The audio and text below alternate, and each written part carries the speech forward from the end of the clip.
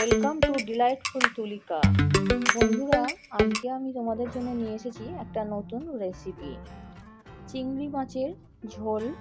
চিংড়ি মাছের ঝোল দেখো, আমরা চিংড়ি মাছ অনেক রকমভাবেই খেয়ে থাকি। চিংড়ি মাছের মালাইকারি, চিংড়ি মাছের ঝাল, চিংড়ি মাছ বিভিন্ন ধরনের সবজির সাথেও খেয়ে থাকি, কিন্তু এইটা আলু দিয়ে, পেঁয়াজ, টমেটো দিয়ে একটা খুব সুন্দরভাবে ঝোল হয়, যেটা গরম গরম ভাতের সাথে খেতে খুবই ভালো লাগে আর খুব সহজেই হয়ে যায়। আমি 250 গ্রাম চিংড়ি মাছ কেটে ধুয়ে নুন হলুদ মাখিয়ে রেখেছিলাম। ওভেনে কড়াই গরম করে তেল দিয়ে চিংড়ি মাছগুলো বেশ কয়েকবার প্রথমে নেড়ে নেব। চিংড়ি মাছ বেশি ভাজার দরকার নেই। চিংড়ি মাছ বেশি ভাজলে, এর আগেও আমি বলেছি, যেটা হচ্ছে চিংড়ি মাছ ভাজলে এটা শক্ত হয়ে যায়। তাই বেশ কয়েকবার নাড়াচাড়া করার পর যখন একটু রং বদল হয়ে আসবে, তখন আমি চিংড়ি মাছগুলো তুলে নেব।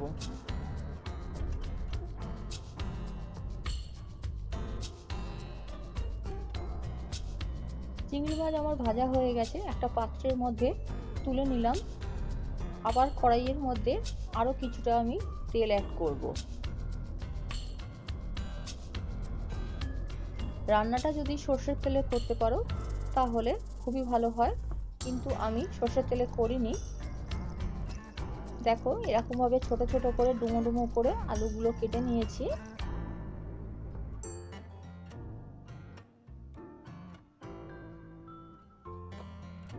আলুগুলো আমি বেশ কয়েকবার নেড়ে চেড়ে ভাজা করে নেব।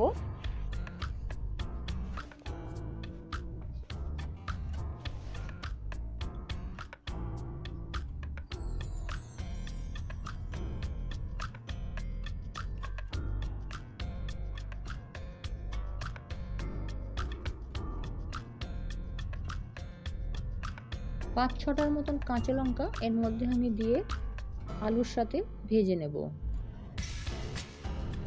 সামান্য পরিমাণ হলুদ দিয়ে দিচ্ছি।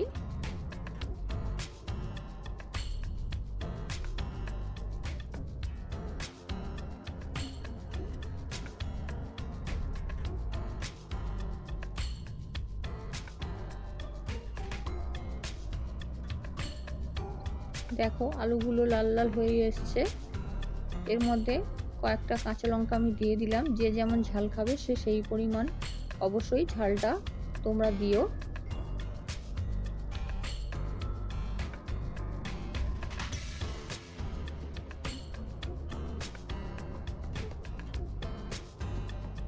আলুগুলো ভাজা হয়ে যাওয়ার পর আমি পাত্রে তুলে নিলাম।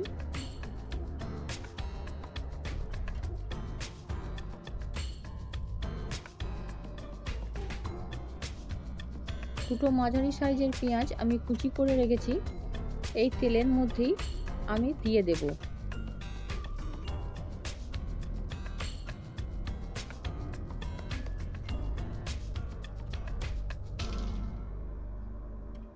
পেঁয়াজগুলো লাল লাল করে ভেজে নেব।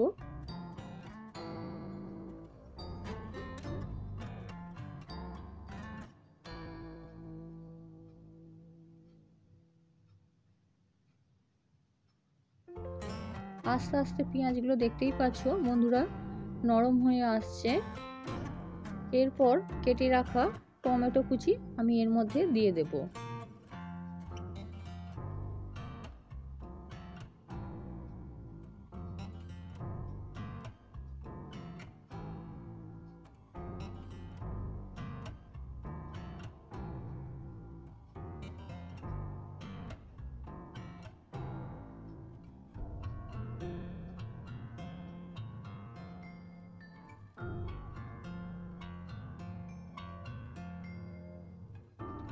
এরপর আমি মশলাগুলো একে একে দিতে থাকবো। এর মধ্যে আমি দিলাম আদা রসুনের পেস্ট,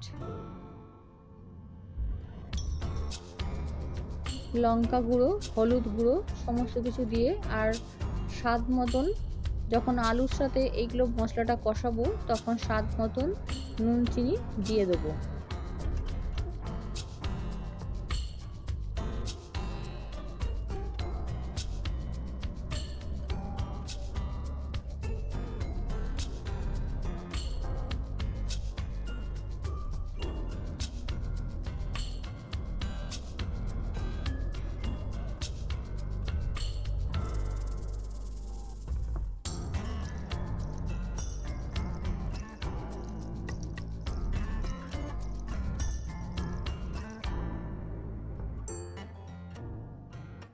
কষানোর সময় তোমরা যদি চাও অল্প পরিমাণ জল দিয়ে দেবে, তাহলে মশলাটা পুড়ে যাবে না।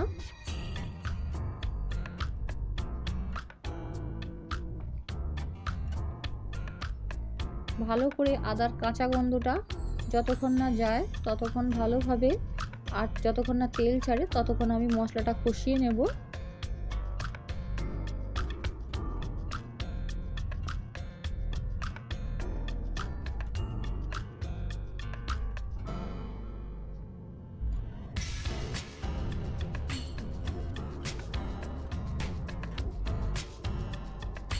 এরপর আমি ভেজে রাখা আলুগুলো দিয়ে দেবো।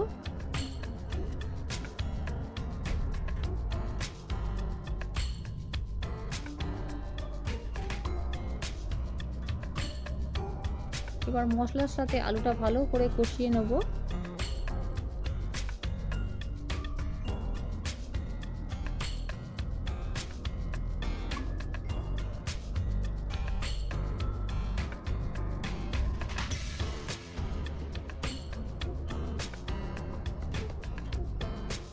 স্বাদ মতন নুন আর স্বাদ মতন চিনি দিয়ে দেবো।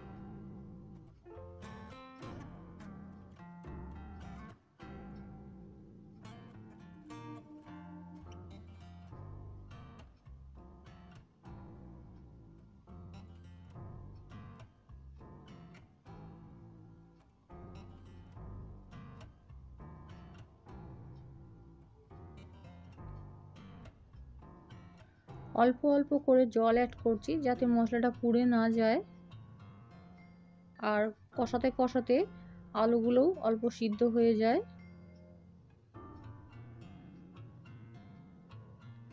দেখো বন্ধুরা কি সুন্দর কালার এসেছে। এরপর আমি ভেজে রাখা চিংড়ি মাছগুলো দিয়ে নেব, মিলিয়ে সমস্ত কিছু একসাথে ভালোভাবে কষিয়ে নেব।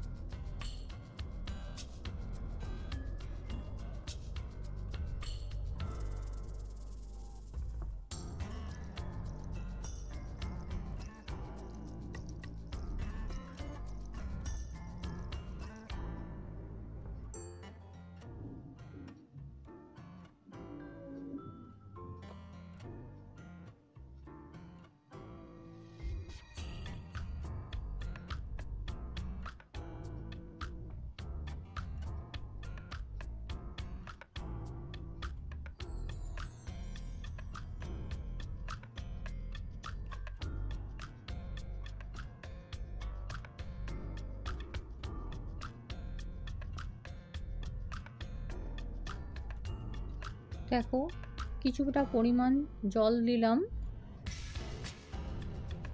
যেহেতু এটা ঝোল করব জলের পরিমাণটা একটু বেশি পরিমাণেই দেবো।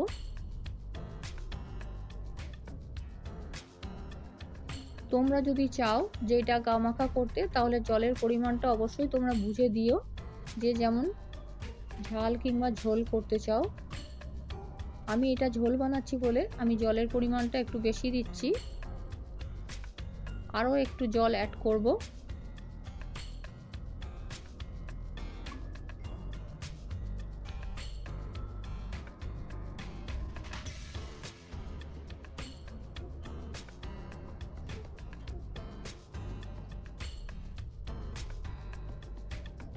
যেভাবে তোমাদেরকে দেখাচ্ছি সেইভাবে যদি তোমরা এই রান্নাটা করে থাকো তাহলে দুর্দান্ত স্বাদ হয়। খুব বেশি মশলা লাগে না, দেখতেই পেলে। গরম ভাতের সাথে দারুণভাবে জমে যাবে এই পদ্মার সাথে।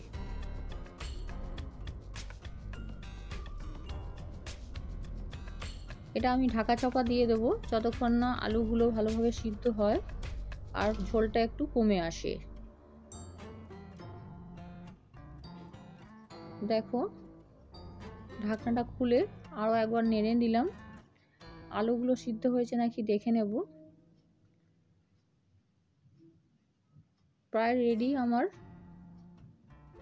রান্নাটা। আরও কিছুক্ষণ ফুটিয়ে নেব।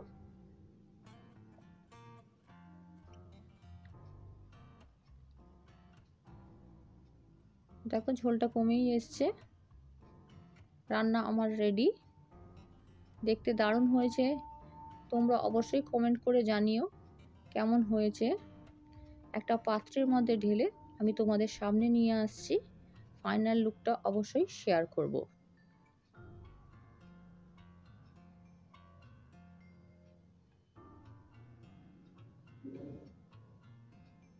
কিছুক্ষণ রেস্টে রেখে দিলাম, আঁচটা বন্ধ করে দেবো। দেখো, একটা পাত্রে ঢেলে নিয়েছি। ফাইনাল লুকটা তোমাদের সাথে শেয়ার করছি। বন্ধুরা, তোমরা এই রেসিপিটা দেখে অবশ্যই কমেন্ট করে জানিও কেমন হয়েছে। ভালো লাগলে অবশ্যই লাইক করো, বন্ধুবান্ধব রিলেটিভসদের মধ্যে শেয়ার করো রেসিপিগুলো। আর যারা নতুন বন্ধু হতে চাও তারা অবশ্যই সাবস্ক্রাইব করে পাশে থেকো। আবার চলে আসবো নতুন নতুন রেসিপির সাথে। আজকের মতন আসি। তোমরা সবাই ভালো থেকো, সুস্থ থেকো আর সাবধানে থেকো। আজকের মতন টাটা।